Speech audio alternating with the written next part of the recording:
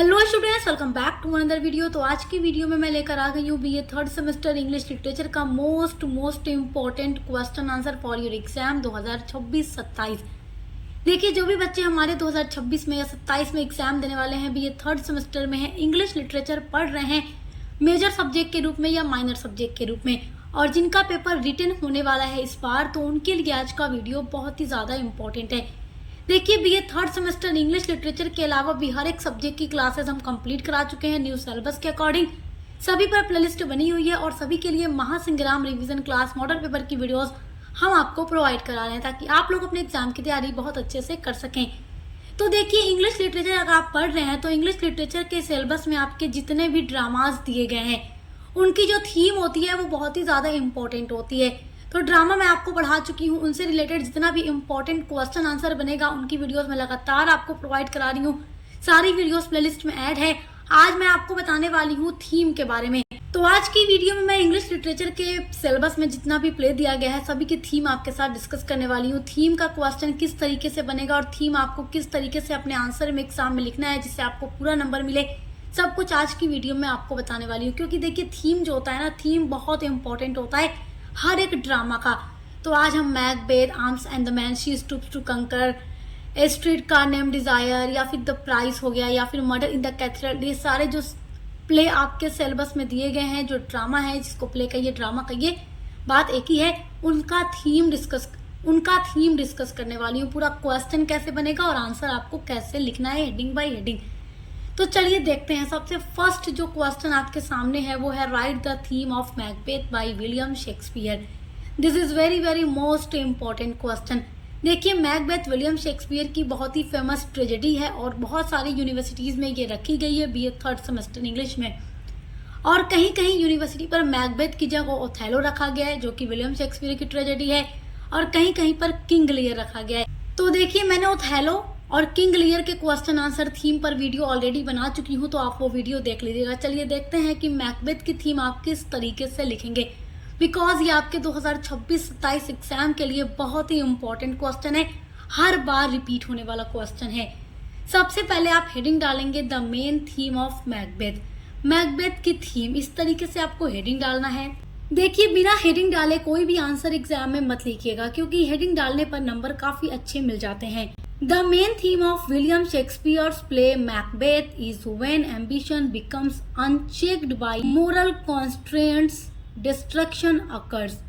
The main theme, जो main theme है of William Shakespeare's play, William Shakespeare के drama या नाटक मैकबेथ का, when जब एम्बिशन, जो महत्वाकांक्षा होती है, becomes बन जाती है अनचेक। तो जब महत्वाकांक्षा जो होती है, एम्बिशन जो होती है, वो अनचेक्ड हो जाती है। ये UNCHECKED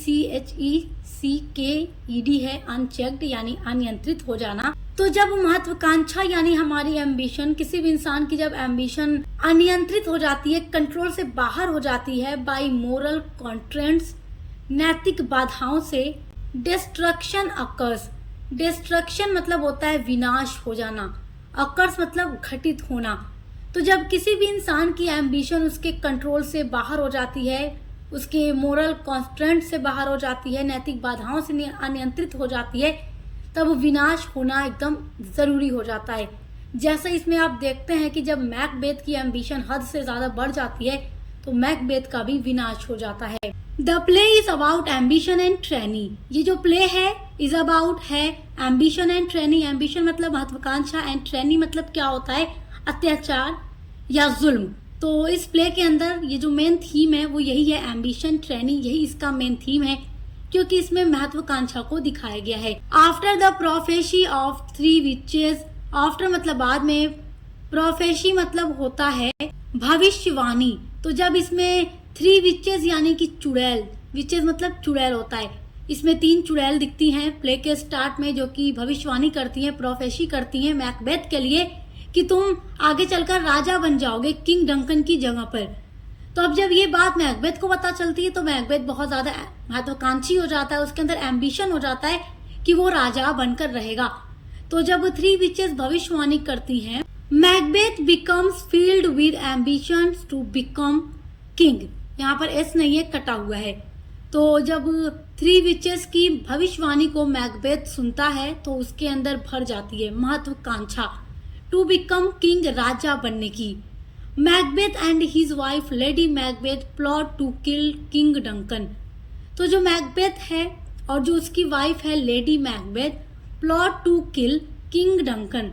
तो मैकबेथ और उसकी वाइफ लेडी मैकबेथ मिलकर के किंग डंकन के मर्डर की पूरी प्लानिंग करते हैं और आगे चलकर क्या करते हैं, किंग डंकन का मर्डर कर देते हैं दोनों मियाँ बीवी मिलके, ताकि उनको मार देंगे तो मैकबेथ राजा बन जाएगा। क्योंकि राजा बनने की ना अब इसको बहुत ज्यादा जल्दी हो चुकी थी, तो चाहता था जल्दी से किंग डंकन को अपने रास्ते से हटाओ और उनकी जगह राजा बन जाओ।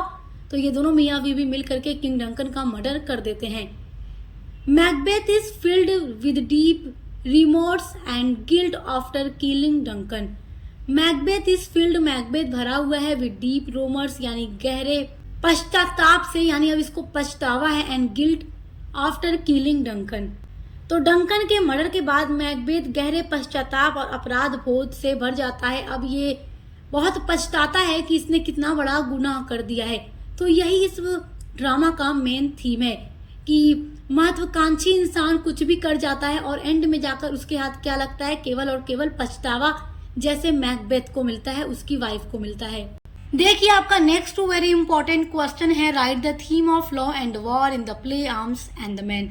आपके सिलेबस में arms and the man play रखा गया है जिसके राइटर हैं जॉर्ज बर्नार्ड शॉ, और ये बहुत ही अच्छा प्ले है। मैं इसकी समरी अपलोड कर चुकी हूँ चैनल पर, और आर्म्स एंड द मैन से जितना अलग से इम्पोर्टेंट क्वेश्चन आंसर होगा उसकी वीडियो ऑलरेडी चैनल पे हम अपलोड कर चुके हैं, तो आप देख लीजिएगा। आज हम केवल सारे ड्रामास की थीम देख रहे हैं जो आपके एग्जाम के लिए बहुत इंपॉर्टेंट है, क्योंकि थीम हमेशा पूछता है। ये जब मैं आपको ड्रामा पढ़ाती हूँ तब भी बता देती हूँ। तो आर्म्स एंड द मैन की थीम क्या है, इसी तरीके से क्वेश्चन पूछेगा, right the theme of law and war in the play arms and the man. क्योंकि जॉर्ज बर्नार्ड शॉ ने अपने इस प्ले के अंदर लव एंड वॉर को ही मेन थीम रखा है। ये क्वेश्चन आपसे दूसरे तरीके से भी पूछ सकता है, तो मैं बता देती हूँ। आपसे पूछ सकता है, discuss the theme of the play arms and the man by George Bernard Shaw. तो यहाँ पर ये नहीं पूछ रहा है लव एंड वॉर की थीम बताइए, इस तरीके से अगर क्वेश्चन पूछे तो। लेकिन आपको याद रखना है लव एंड वॉर ही इसका मेन थीम है, तो आपको यही क्वेश्चन, यही आंसर लिखना होगा। क्वेश्चन घुमाकर अक्सर एग्जाम में पूछ देता है, तो बच्चे कंफ्यूज हो जाते हैं, तो आपको कंफ्यूज नहीं होना है। आप हेडिंग डालेंगे theme of arms and the man, उसके बाद इसमें फर्स्ट हेडिंग डालेंगे इंट्रोडक्शन। पहले आप इसमें थोड़ा सा इंट्रोडक्शन देंगे इस प्ले के बारे में। Arms and the Man by George Bernard Shaw revolves around war, love and reality. Arms and the Man जिसके राइटर हैं जॉर्ज बर्नार्ड शॉ, revolves मतलब घूमता है, around मतलब चारों ओर, war, love and reality. war को हिंदी में युद्ध कहते हैं, love मतलब प्यार, reality मतलब सच्चाई। तो war, love और सच्चाई के इर्द गिर्द घूमने वाला ये प्ले है। इन दिस प्ले, और इस प्ले में the theme of law and war are presented in a realistic and humorous way by Shaw. तो इस प्ले में लव और वॉर की जो थीम है, इसको जॉर्ज बर्नार्ड शॉ प्रेजेंट करते हैं एक बहुत ही अच्छे रियलिस्टिक एंड ह्यूमरस वे में। रियलिस्टिक मतलब यथार्थवाद तरीके से, यानी एकदम सच्चाई से, जो एकदम रियलिटी बेस्ड हो उस तरीके से प्यार और वॉर की थीम को George Bernard Shaw humorous way में, यानी कि हंसी मजाक के तरीके से बताने की कोशिश करते हैं। क्योंकि जब आप ये प्ले पढ़ते हैं तो आपको इसमें हंसी भी आती है और आपको प्यार और वॉर के बारे में बहुत सारी चीज़ें पता चलती हैं कि सच्चा प्यार कैसा होता है या वॉर किस तरीके से लड़ा जाता है और रियल सैनिक यानी सोल्जर कौन होता है। तो इसमें आप अपनी सेकेंड हेडिंग डालेंगे थीम ऑफ लव। उसके बाद जो थर्ड हेडिंग आपकी होगी वो थीम ऑफ वॉर होगी। तो पहले लव के बारे में आपको लिखना है कि प्यार की क्या थीम है इस प्ले के अंदर। तो कई पॉइंट्स में यहाँ पर मैंने आपके लिए आंसर तैयार किया है। इस तरीके से एग्जाम में लिख करके आएंगे तो नंबर आपको एग्जामिनर पूरे देगा, क्योंकि जब भी कोई आंसर हेडिंग और पॉइंट में लिखे जाते हैं तो नंबर बहुत अच्छे मिलते हैं। तो फर्स्ट आपका पॉइंट है, love is not shown as a fairy tale और समथिंग परफेक्ट। तो प्यार जो है इज नॉट शोन, दिखाया गया है एज ए फेरी टेल। तो इस ड्रामा में जॉर्ज बर्नार्ड शॉ ने प्यार को फेरी टेल की तरह नहीं दिखाया है, परियों की कहानी की तरह नहीं दिखाया है, और समथिंग परफेक्ट, और सब कुछ एकदम परफेक्ट भी नहीं दिखाया है। सेकेंड जो आपका पॉइंट हो जाएगा वो है, Raina and Sergius seem like the perfect couple. जब प्ले की शुरुआत होती है तो आप यही देखते हैं, रेना और सर्जियस की एंगेजमेंट हो चुकी है, दोनों एक दूसरे से काफी प्यार करते हैं और एक परफेक्ट कपल के रूप में प्ले के स्टार्ट में दिखते हैं। But their love is based on shallow ideas, लेकिन जो उनका प्यार है इस बेस्ड ऑन आधारित है, बेस्ड है शैलो आइडियाज पर। शैलो आइडियाज का मतलब क्या होता है? उथले विचार, लाइक हीरोइज्म एंड एप्रियंसेस। तो हीरोइज्म मतलब होता है जैसे वीरता को दिखाना, अपने आप को बहुत ही ज्यादा ब्रेव दिखाना, एंड एप्रियंसेस मतलब दिखावा। तो प्ले के स्टार्ट में जो रैना एंड सर्जियस एक बेस्ट और परफेक्ट कपल के रूप में इस प्ले में दिखाए जाते हैं। आगे चलकर पता चलता है कि जो इनका प्यार है वो वाकई ट्रू लव नहीं है, ये केवल दिखावे पर बेस्ड है। क्योंकि जो सर्जियस है वो वीरता का दिखावा करता है और रैना को लगता है कि उसका जो मंगेतर है सर्जियस काफी ज्यादा ब्रेव है, अच्छा सोल्जर है, और ये जो वार आज हम जीत रहे हैं और जीत चुके हैं ये सर्जियस की वजह से ही जीते हैं। तो इनका प्यार सिर्फ दिखावे पर बेस्ड होता है जो आगे चलकर टूट भी जाता है। लव की थीम में आप थर्ड पॉइंट लिखेंगे, true love is portrait through Raina and Bluntschli who understand and accept each other flaw. तो सच्चा प्यार जो राइटर ने दिखाया है इस प्ले के अंदर वो रैना एंड ब्लंटकली को दिखाया है कि ये दोनों एक दूसरे से सच्चा प्यार करते हैं। जब कैप्टन ब्लंटकली रैना के कमरे में छुप कर के आता है, जब ये रैना से मिलता है, तो जब दोनों आपस में बातें करते हैं तो रैना को काफी ज्यादा लगाव हो जाता है कैप्टन ब्लंटकली के साथ। और आगे चलकर आप प्ले में यही देखते हैं कि रैना और ब्लंटकली को एक दूसरे से प्यार हो जाता है। हु अंडरस्टैंड जो समझते हैं, एंड एक्सेप्ट और स्वीकार करते हैं ईच अदर फ्लॉज। फ्लॉज मतलब होता है कमियां या खामियां। तो राइटर ने सच्चा प्यार रैना और ब्लंटकली के थ्रू दिखाया है जो एक दूसरे को समझते हैं और एक दूसरे की कमियों और खामियों के साथ एक्सेप्ट करते हैं। अब देखिए आर्म्स एंड द मैन की थीम में जो आपका तीसरा पॉइंट हो जाएगा, तीसरी हेडिंग हो जाएगी, वो हो जाएगी थीम ऑफ वॉर। तो इसमें देखिए वॉर की थीम में फर्स्ट पॉइंट आपका है, Shaw mocks the idea of war as being noble और ग्लोरियस। शॉ यानी कि जॉर्ज बर्नार्ड शॉ जो कि इस प्ले के राइटर हैं। मॉक्स मतलब मजाक उड़ाते हैं या उपहास करते हैं। द आइडिया मतलब विचारों का, ऑफ वॉर यानी युद्ध के, एज बीइंग नोबल यानी कि एक महान और ग्लोरियस रूप में। तो जॉर्ज बर्नार्ड शॉ वॉर को एक महान और गौरवशाली मानने के विचार का मजाक भी उड़ाते हैं। सेकेंड आपका पॉइंट है Sergius who is seen as a brave hero, जो कि प्ले के स्टार्ट में एक ब्रेव हीरो के रूप में दिखता है, जो कि काफी दिखावे करने वाला इंसान है। और जब इनकी आर्मी जंग को जीत जाती है तो यही दिखावा करता है सबके सामने कि यही इस वॉर का हीरो है और इसी की वजह से इनकी आर्मी ने आज जीत पाई है। और रैना को भी यही लगता है कि उसका मंगेतर सर्जियस काफी ब्रेव है और इसी की वजह से इनकी आर्मी आज जीत पाई है। Is shown to be foolish and clumsy in real war. Foolish मतलब होता है मूर्ख या बेवकूफ, क्लमसी का मतलब हो जाएगा अनाड़ी। तो बाद में पता चलता है ना, प्ले के आगे जाकर जब वॉर होता है उसके बाद आगे चलकर पता चलता है कि वॉर में ये कितना ज्यादा फुलिश मैन है, क्लमसी आदमी है और एक नंबर का बेवकूफ इंसान है। थर्ड पॉइंट है Bluntschli who avoids danger and acts practically is more realistic about what war is really like. और जो कैप्टन ब्लंटकली है जो खतरे से बचता है और व्यावहारिक रूप से काम करता है और वॉर की रियलिटी के बारे में ये बहुत ही अच्छे तरीके से जानता है कि वॉर असल में होता क्या है। और जब ये रैना से मिलता है उसके कमरे में तो रैना को ये भी बताता है कि ये युद्ध के मैदान में गोला बारूद की जगह चॉकलेट लेकर जाता है क्योंकि ये खतरे को क्या करता है, अवॉइड करता है। तो पहले तो रैना को ये लगता है कि ये मेरे मंगेतर सर्जियस की तरह ब्रेव नहीं है, ये लूजर है। लेकिन बाद में रैना को पता चलता है कि वाकई कैप्टन ब्लंटकली रियल हीरो है, ना कि सर्जियस। और फिर सर्जियस का और रैना का रिश्ता टूट जाता है और रैना की शादी होती है ब्लंटकली और सर्जियस की शादी होती है रैना की मेड सर्वेंट लाउका से। तो इसी तरीके से आपको theme of war and love अपने एग्जाम में लिख करके आना है, जिससे आपको मिलेंगे पूरे नंबर। आपका नेक्स्ट वेरी इंपॉर्टेंट क्वेश्चन है आपके एग्जाम के लिए, discuss the main theme of she stoops to conquer. She stoops to conquer जो ड्रामा है ये आपके सिलेबस में है और इसकी समरी में अपलोड कर चुकी हूँ, पढ़ा चुकी हूँ आप लोगों को। और इसका थीम एग्जाम के लिए बहुत ही इम्पोर्टेंट है। तो आप पहले तो हेडिंग डालेंगे the main theme of the novel. तो पहले तो आप हेडिंग डालेंगे main theme of she stoops to conquer, उसके बाद लिखेंगे she stoops to conquer by Oliver Goldsmith explore several themes. तो ओलिवर गोल्ड स्मिथ का ये जो ड्रामा है she stoops to conquer explores यानी दिखाता है सेवरल थीम्स यानी बहुत सारी थीम्स को, इंक्लूडिंग जिसमें शामिल हैं जेंडर रोल्स। तो इसमें जेंडर रोल्स को भी दिखाया जाता है, क्लास एंड जियोग्राफी दिखाई जाती है यानी कि हाई क्लास या जियोग्राफी जो इलाका होता है, and the relationship between parents and children. और इस ड्रामा के अंदर राइटर गोल्ड स्मिथ जो है चिल्ड्रेन एंड पेरेंट्स का रिलेशन काफ़ी अच्छे तरीके से दिखाने की कोशिश करते हैं। जैसे आप देखते हैं केट हार्डकास्टल का जो रिलेशन है अपने फादर के साथ बहुत अच्छा है। टोनी लुम्किन जिसके फादर थे सौतेले स्टेप फादर थे मिस्टर हार्डकास्टल, लेकिन फिर भी वो टोनी से बहुत ज़्यादा प्यार करते थे। और इसी तरीके से मार्लो जो है उसके फादर, मतलब बच्चों का और पेरेंट्स का जो रिलेशन दिखाया गया है काफ़ी अच्छा राइटर ने इसमें दिखाया है और ये प्ले भी बहुत अच्छा है और मैं आपको पढ़ा चुकी हूँ। आपका नेक्स्ट वेरी इंपॉर्टेंट क्वेश्चन है discuss the theme of the play murder in the cathedral.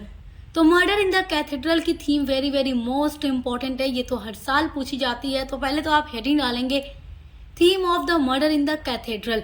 जितना भी ड्रामा का थीम मैं आपको बता रही हूँ इन सभी ड्रामा से जो अदर इम्पॉर्टेंट क्वेश्चन होगा उसकी भी वीडियो चैनल पे अपलोड है आंसर के साथ, तो आप प्लेलिस्ट को चेक जरूर कीजिएगा। आज की वीडियो में हम केवल हर प्ले का थीम डिस्कस कर रहे हैं जो आपके सिलेबस में दिया गया है, क्योंकि थीम एग्जाम में 100% पूछता है।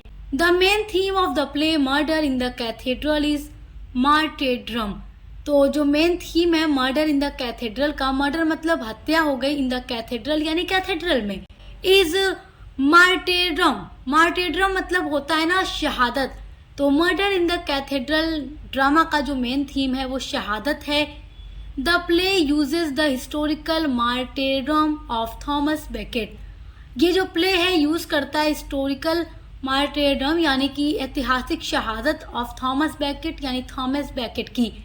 इस ड्रामा में आप पढ़ते हैं तो देखते हैं थॉमस बेकेट को मरवा दिया जाता है राजा के द्वारा और थॉमस बेकेट की ही शहादत इस ड्रामा की मेन थीम है। To explore the true meaning and significance of martyrdom. और थॉमस बेकेट की जो शहादत है वही ट्रू मीनिंग बताती है, सच्चा अर्थ बताती है और सिग्निफिकेंस बताती है ऑफ मार्टेरडम की यानी शहादत की।